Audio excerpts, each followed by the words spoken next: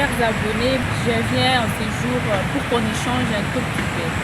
Donc, on se parle, on essaie un peu d'analyser les choses. Aujourd'hui, nous allons analyser ce qui a trait au social de la population dans les secteurs de vie. Je suis là aujourd'hui pour qu'on puisse réfléchir ensemble, pour qu'on puisse aussi se remettre en question de ce qu'on a toujours raconté, nos plaintes. Je suis là pour ça aujourd'hui. Partout dans les provinces, je ne sais pas vous êtes dans quelle province, nous nous plaignons toujours. Les autorités n'envoient pas de l'eau, les autorités ne font rien, les autorités de la régie des eaux détournent. C'est toujours ça. Mais nous n'avons pas eu suffisamment de temps pour connaître les préalables. Dans quelle situation ces autorités-là se trouvent à chaque fois. Nous allons tous réfléchir ensemble. Je prends un exemple. Je suis au Kasaï oriental. Je vais juste vous expliquer comment la régie des eaux arrive à desservir sa population. Comment ça se passe. La petite connaissance que j'ai, la régie des eaux tire d'abord son eau là, dans une rivière. C'est une rivière qui s'appelle Lukelenge. À Lukelenge, c'est une eau très propre, une eau potable. L'eau de Lukelenge, c'est une eau de roche. L'eau de roche, c'est très propre. Mais pour que la régie des eaux parvienne à desservir sa population, il y a des préalables. Il faut qu'il y ait d'abord les produits chimiques. Ces produits-là aident à ce que l'eau que la population doit recevoir soit toujours potable. Et ces produits chimiques-là, c'est payable. À part ça, il y a un problème de courant électrique. Est-ce que l'entreprise qui produit les courants envoie correctement 8 heures à la régie des eaux pour son fonctionnement? Parce que la régie des eaux, à ma connaissance, a besoin de plus ou moins 8 heures pour desservir la population. Est-ce que cette entreprise parvient à envoyer ses courants pendant 8 heures? Ça, c'est un problème à part. Et aussi, il y a un problème de carburant qui se pose. Pour que la régie des eaux parvienne à desservir sa population, par heure, il faut avoir 200 litres de carburant. Vous connaissez combien ça coûte un bouchement de carburant, n'est-ce pas? 200 litres de carburant par heure. Prenons les 8 heures là de fonctionnement.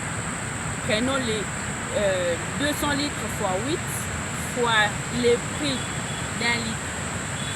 Est-ce que c'est l'argent là que vous payez journalièrement à la régie des eaux pour que la régie soit toujours active, puisse desservir de l'eau à tout moment, pour que vous ne puissiez pas vous plaindre?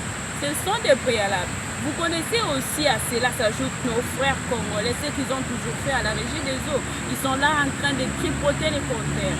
La régie s'attend peut-être à une somme de 300 000 francs. Vous arrivez à réduire les 300 000 peut-être à 20 000 francs. Est-ce que cette entreprise doit fonctionner correctement au Kasaï oriental? C'est parmi les préalables du Kasaï oriental que j'ai voulu un peu vous détailler. Seulement, arrêtez de vous plaindre parce que les problèmes sont partout. Nous sommes à Kinshasa. Vous voyez, derrière moi, c'est les fleuves Congo. Il y a aussi des problèmes qui se posent dans la capitale, là où se trouvent les ministres nationaux, là où se trouve le président de la République. Il y a aussi des problèmes, il y a aussi des préalables qui se posent. Regardez d'abord là-bas. Je montre cette conduite-là. Vous voyez le DN, ça peut être de 1200, voire même 1500 la capacité. Nous sommes à côté de ces fleuves, c'est notre fleuve, mais vous ne pouvez pas vous poser la question comment cette conduite-là ne peut pas ramener l'eau dans la population.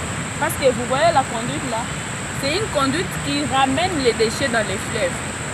Il fallait aussi se poser la question comment cette conduite ne ramène pas l'eau dans la population pour que la population ne souffre pas les problèmes en eau potable. Mais il y a toujours des préalables. Donc vous voyez que la conduite ramène les déchets au lieu de ramener l'eau dans la population. Mais il y a un endroit à l'usine, la régie tire cette eau, qui y a déjà des déchets. Vous connaissez comment les peuples, les Quinois se comportent en rapport avec l'hygiène. Il y a les salubrités et parfois les conduites de la régie passent par là. Et il y a aussi des préalables. Il y a des conduites fuyantes. Et ces conduites fuyantes-là, à côté des déchets que l'on retrouve partout là, il y a possibilité que les déchets rentrent dans les conduites fluviales. Et vous avez suivi récemment, on a dit, l'eau de la régie est colorée. Vous avez suivi ça. À ma connaissance, j'aime dire, c'est sur base de ces déchets-là que vous ne savez pas peut-être entretenir, vous ne savez pas la gestion des déchets. Et ces déchets-là entrent dans les conduites fuyantes et l'eau là devient colorée. Le directeur général David Chilumba dit récemment que la régie des eaux a une eau potable. Bien sûr, c'est potable, mais moi j'ajoute cette dimension-là. J'aime dire l'eau que la population est en train de décrier, que c'est coloré, c'est sur base de vos déchets-là. Et les pluies fuyantes aussi, les déchets rentrent dans les conduites et c'est comme ça que vous voyez cette eau-là colorée. Je ne suis pas là. Je voulais juste vous montrer les préalables aussi. Vous voyez, la conduite ramène les déchets dans les fleuves. Pour que la régie parvienne aussi à desservir la population quinoise, il faut aussi qu'il y ait les traitements. C'est-à-dire, la régie aura besoin de produits chimiques pour rendre l'eau potable, afin qu'on puisse desservir la population. Posez-vous aussi la question, c'est la capitale. Il y a aussi un problème de courant électrique. On fait parfois 3-4 jours, on n'a pas d'eau. Ici à Kinshasa, vous êtes dans les provinces, vous pouvez penser que dans la capitale tout est rose. Non, partout il y a des problèmes. Arrêtez de vous plaindre, mais essayez de comprendre c'est quoi les problèmes d'abord. C'est quoi les problèmes? Il y a des préalables. Je voulais juste vous amener à cette dimension de réflexion pour que vous puissiez comprendre les préalables qui font que la régie est confrontée aussi à divers problèmes, c'est-à-dire les courants, l'insalubrité, les abonnés ne parviennent pas à payer à temps. Donc, c'est divers problèmes. Alors, arrêtons de nous plaindre, facilitons-nous la vie. C'est tout ce que je voulais partager avec vous. Je pense qu'à la prochaine, nous aurons encore un petit moment d'échange, de réflexion. Au revoir, je vous dis bye.